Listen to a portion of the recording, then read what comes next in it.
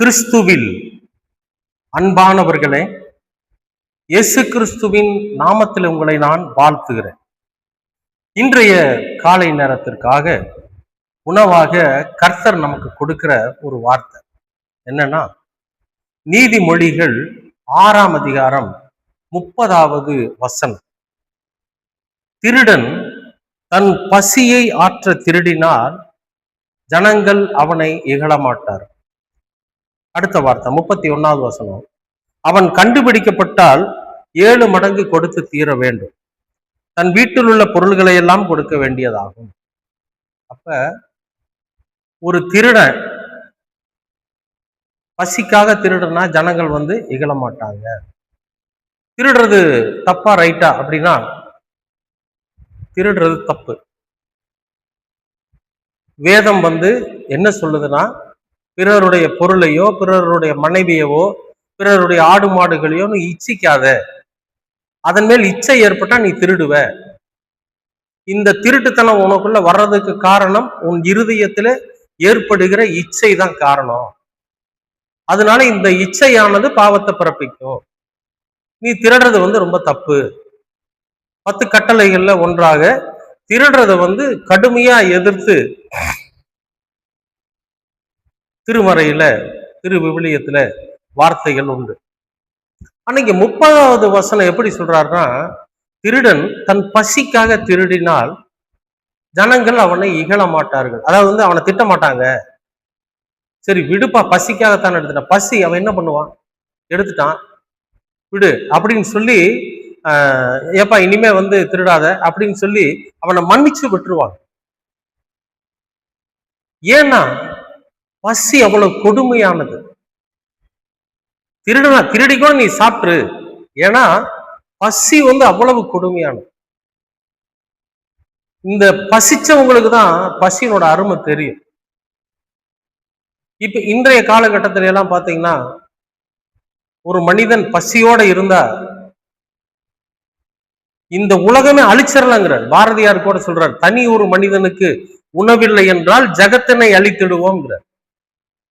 அப்போ ஒரு மனுஷன் பசியோட இருக்கிறான், பசியினால ஒருத்தர் செத்து போயிட்டான், பசியினால ஒரு குடும்பம் வாடுது அப்படிங்கிறப்போ இந்த தேசம் என்ன பண்ணிட்டு இருக்குது? அவங்களுக்காகத்தானே அரசு, அவர்களுக்குத்தானே அரசாட்சி. பணக்காரனுக்கோ செல்வந்தன் மேலும் மேலும் செல்வத்தை சேர்த்திக்கிறதுக்கல்லவே அரசாட்சி. ஏழை எளியவன், ஒரு கடை கோடியில் இருக்கிற ஒருத்தன் கூட பசியா இருக்கக்கூடாதுங்கிறத தேடி கண்டுபிடிச்சு அவனுக்கும் பிழைப்பூட்டுவது தானே அரசாட்சி, அரசாங்கம். ஏன்னா பசி அவ்வளவு கொடுமையானது. ஒரு உதாரணம் சொல்றோம் பாருங்க. நாங்க டிரைவரா ஓடிட்டு இருக்கிறப்போ எங்கேயாவது ஒரு ஊர்ல லாரி ஃபுல்லா லோடு ஏத்திடுவோம். ஏத்திட்டு லாரியை ஓட்டிட்டு வரோம். இரவு நேரம். நாம நினைக்கிறோம் பகல்ல சாப்பிட்டா ராத்திரியில பசிக்காதுன்னு. இல்ல, ராத்திரி முழுசும் வண்டி ஓட்டிட்டு இருக்கிறவங்களுக்கு நடுச்சாமத்துல பயங்கரமா பசிக்கும். நாங்க சாயங்காலம் ஒரு 8 மணி போல ஏதாவது இட்லி, இரவு நேரத்துல வண்டி ஓட்டுறதுனால அதிகப்படியான உணவு எடுத்தா தூக்கம் வந்துருங்கிறதுனால என்ன பண்ணுவோம்னா, அளவா ஒரு 3 இட்லி 4 இட்லி சாப்பிட்டுட்டு வண்டி ஓட்ட ஆரம்பிக்கும். இந்த நடுச்சாமத்துல ஒரு பசி வரும் பாருங்க, அப்படியே தேடி தேடி அலைவோம் கடைய. எதுக்குன்னா இரவு நேரங்கள்ல கடைகள் இருக்காது. அப்ப எங்கேயாவது ஒரு ஊர்ல யாராவது ஒருத்தர் இரவு நேரத்துல பாத்தீங்கன்னா ஒரு குடிசைக்குள்ளேயோ அல்லது ஒரு கொட்டாய்க்குள்ளேயோ டீ போட்டுட்டு இருப்பாரு. இப்பெல்லாம் ஹைவே ஹோட்டல்னு சொல்லி வந்துருச்சு. அந்த கடையை தேடி அதுல போய் என்ன இருக்குதுங்கன்னு கேட்டா அவர் ஒரு பன் இருக்குதுங்க, வரிக்கி இருக்குதுங்கன்னு சொல்லி ஒரு டீயை வச்சு கொடுத்தா குடிச்சிட்டு போவார். பசி அவ்வளவு கொடுமையானதுங்க. நீங்க சாதாரணமா நினைக்க கூடாது பசியை பத்தி. ஒருவேளை நீங்க எல்லாம் பசிச்சிருக்கு, பசி பட்டினி இருந்திருக்கிறீங்களோ என்னமோ தெரியல. இங்க வேதம் கூட என்ன சொல்ல தெரியுங்களா, பசிக்காக ஒருத்தர் திருடிட்டேன்னா கூட தப்பு இல்லை, அதை அந்த ஜனங்க இகழ மாட்டாங்க, மன்னிச்சு விட்டுருவாங்க அப்படிங்கிறார். ஆனா இன்னைக்கு நம்ம என்னென்ன பண்றோம் நினைச்சு பாருங்க. பாவத்திலேயே மிகப்பெரிய பாவங்களிலேயே ஒன்று என்ன தெரியுமா, உணவுகளை வீணாக்குறது. சில பேர் பாருங்க, கல்யாண விருந்துக்கு போவான், அவனால சாப்பிட முடியாது, ஆனா இலை நிறைய வாங்கி வச்சுக்குவான், வச்சுட்டு இலையை அப்படி மூடி வச்சு போட்டு போவான். அந்த சாப்பாட்டை வீண் பண்ணுவான். கடைகள்ல சாப்பிட்றப்ப அப்படித்தான் பாருங்க, அளவுக்கு அதிகமா வாங்கிட்டு அந்த உணவை வீண் பண்ணிட்டு போவாங்க. அதிகப்படியா நீங்க கல்யாண விருந்துகள்ல பார்க்கலாம். பிரியாணி போடுறாங்கன்னு வச்சுக்கோங்களேன், வாங்கிக்குவானுங்க நிறைய. ஆனா அவங்களால சாப்பிட முடியாது. வயிறு நிறைஞ்சாலும் கண்ணு நிறையாதுன்னு சொல்லுவாங்க. அவங்களால சாப்பிட முடியாது. அந்த அளவுக்கு வாங்கி என்ன பண்ணுவாங்கன்னா இலையில வச்சுட்டு சாப்பிட முடியாம அந்த இலையை அப்படி மூடி வச்சுட்டு போவாங்க. எத்தனை பேர் சாப்பாடு இல்லாம, எத்தனை பேர் பட்டினியோட இந்த உலகத்துல படிக்க போறாங்க, ஸ்கூலுக்கு போறாங்க, வேலைக்கு போறாங்க தெரியுமா? எத்தனை தகப்பன்கள் தன் பிள்ளைகளை சாப்பிடணுங்கிறதுக்காக பட்டினி கிடக்குறாங்க தெரியுமா? இந்த ஏழ்மை நிலையிலிருந்து பாக்குறவங்களுக்கு தான் தெரியும். வெறும் பணக்காரத்தனமான ஊழியத்தை செய்யறவங்களுக்கு பசியை பத்தியோ பட்டினியை பத்தியோ தெரியாது. ஏன்னா அவங்க உபவாசம்ங்கிற பேர்ல பட்டினி பசிப்பாங்க, பசி வர்ற அளவுக்கு இருப்பாங்களே தவிர வறுமையினால பசியவோ பட்டினியவோ அனுபவிச்சிருக்க மாட்டாங்க. அதை அனுபவித்திருக்கிறவர்களை பாருங்க, அவங்கள பாருங்க, அவ்வளவு வேதனைக்குரியவர்களா இருப்பாங்க. தனி ஒரு மனிதனுக்கு உணவில்லை என்றால் ஜகத்தினை அழித்திடுவோம், பாரதியார். அதே மாதிரி பைபிள் என்ன சொல்லுது பாருங்க, ஒருவன் பசிக்காக சாப்பாட்டுக்காக ஒரு கடையில போய் ஒரு பண்ணையவோ ஒரு வடையவோ ஒரு ரொட்டியவோ எடுத்துட்டோம்னா ஜனங்க அவனை திட்ட மாட்டாங்க, பசிக்குது சாப்பிட்டுருக்க விடியா அப்படின்னு. பசி அவ்வளவு கொடுமையானது அன்பானவர்களே. நான் ஏன் இதை சொல்றேன்னா, யாருக்காவது பசின்னு வந்தா உங்களால முடிஞ்சதை கொடுங்க. வேற எதுக்காகவும் திருடினாலும் அவன் கண்டுபிடிக்கப்பட்ட அவன் வீட்டுல இருக்கிற பொருள் மேல் கொண்டு தூக்கிட்டு வர சொல்லிட்டாரு. ஆனா பசிக்காக ஒருத்தர் திருடினா விட்டுருங்க. அப்ப திருட்டு கூட அந்த இடத்துல பெருசா ஆகல, ஏன்னா பசியினோட கொடுமை. அன்பானவர்களே, தயவு செஞ்சு நீங்க பசிச்சு பட்டினி இருந்திருக்கீங்க என்னமோ தெரியல, நான் இருந்திருக்கிறேன். அதனால சொல்றேன், யாராவது ஒரு ஏழை, யாராவது ஒரு நீங்க பாத்தீங்கன்னாவே தெரியும், பசியில பட்டினியில அவதிப்படுறாங்கன்னா அவங்களுக்கு உதவி பண்ணும். தன்னுடைய அருளுரையை கேட்டுட்டு யாரும் பசியோட போயிடக்கூடாதுங்கிறதுக்காக வேண்டி கையில ஒண்ணும் இல்லை, யாருகிட்டயாவது ஏதாவது இருந்தா கொடுங்கன்னு கேட்டு வாங்கி 5 அப்பத்தையும் 2 மீனையும் ஆண்டவர்கிட்ட கேட்கிறார். என்னன்னு, ஐயோ இதை வச்சுட்டு நான் எப்படி எல்லாருக்கும் கொடுக்க முடியும்? இந்த 5 அப்பத்தையும் 2 மீனையும் வச்சு இங்க 5000 பேர் இருக்கிறான், அவனுக்கு எப்படி கொடுக்க முடியும்? எல்லாம் பசிச்சு இவ்வளவு நேரம் கேட்டுட்டாங்களே, நானும் என்ன மறந்து அவங்களுக்கு அறிவுரை சொல்லிட்டேன், அதிக நேரம் அவங்க அந்த அருளுரையை கேட்டுட்டாங்க, இப்ப பசிக்குமே அவங்களுக்கு. அருளுரையை கேட்டுக்கொண்டிருக்கிற போது அது மேல ஆர்வமா இருந்ததுனால அவங்களுக்கு அந்த பசி தெரியல. இப்ப அவங்க புறப்பட்டு போறப்ப களைப்படைஞ்சிருவாங்களே, பசி அவங்கள வாட்டுமே, பட்டினியில அவங்க அவதிப்படுவாங்களே, நான் என்ன பண்ணட்டும்னு பிதாவின் இடத்துல கேட்கிறப்ப அவர் சொல்றாரு, அந்த 5 அப்பத்தையும் 2 மீனையும் பங்கிட்டு கொடுக்குறாரு. கொடுக்குறாங்க, 5000 பேர் சாப்பிடுறாங்க. இங்கே இவருடைய அற்புதம் எதுக்காக விளங்குது? பிதாவினோட மகிமை அங்க எதுக்காக இறங்கி அந்த காரியத்தை செய்யுதுன்னா பசி. 5000 பேர் பசியோட போவாங்களே.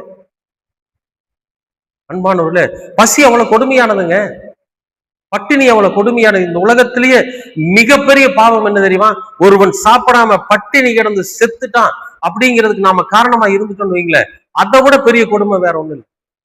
அப்பனுக்கு சோறு போட மாட்டான், அம்மாவுக்கு சோறு போட மாட்டான், சொந்த சகோதர சகோதரிகளுக்கு சோறு போட மாட்டான், இவன் நல்லா தின்னு கொழுத்து இருப்பான். ஆனா தன் தகப்பனும் தாயும் சாப்பாடு இல்லாம செத்துட்டாங்கன்னு வைங்க, அவனுக்கு நரகம்தான், பரலோகத்துல இடமேல மன்னிப்பு கிடையாது. அன்பானவர்களே, பசி என்பது எவ்வளவு கொடுமையானது. அதனால இங்க நீதிமொழிகள் அழகா சொல்றார், பசிக்கிறவனுக்கு கொடுங்க. ஏன்னா அவன் திருடிடக்கூடாது. பசியினால ஒருத்தன் போய் ஒரு இடத்துல திருடிடக்கூடாது, அவனுக்கு இலவசமா கொடுங்க. உங்களால முடிஞ்சதை செய்யுங்க, நம்மளால முடிஞ்சதை செய்வோம். அவன் பசியினால அவன் செய்யக்கூடிய தவறுல இருந்து அவனை காப்பாற்றுவான். அதுவே கர்த்தரோட சமூகத்துல மிகப்பெரிய விஷயமா இருக்கும். பசியில ஒருத்தன் திருடுறதுக்கு போனா இவன் வாங்கி கொடுத்தான்.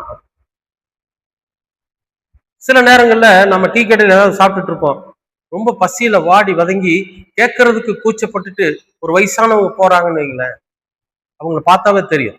நான் நிறைய முறை அதை செய்வேன், இன்றைக்கும் செஞ்சுட்டு தான் இருக்கிறேன்.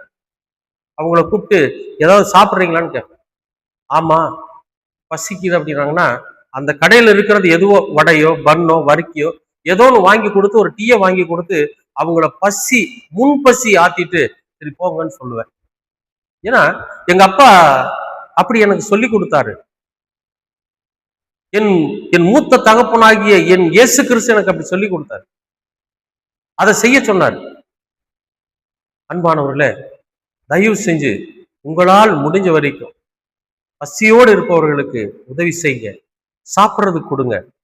அதுவே பரலோகத்துல ரொம்ப சந்தோஷம் உடையதா இருக்கும்.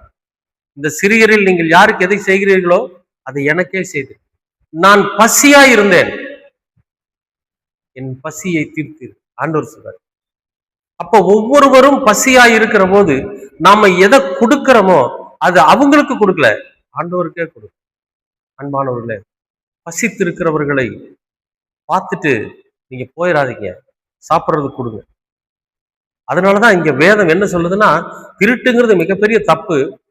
ஆனா பசிக்காக ஒருத்தன் திருடிட்டானா அவனை ஜனங்க திட்ட மாட்டாங்க, மன்னிச்சு விட்டுருவாங்கன்னு சொல்லுது. எவ்வளவு அற்புதமான வார்த்தை பார்த்தீங்களா? நமக்கெல்லாம் புத்தி புகட்டக்கூடிய ஒரு வார்த்தை. நம்ம கண்ணெதிரில் ஒருவன் பட்டினியா இருப்பதை பார்க்க கூடாது, அப்படி பார்த்துட்டு பேசாம போயிடக்கூடாதுங்கிறதுக்காக நமக்கு சொல்லப்பட்டிருக்கிற ஒரு வார்த்தை.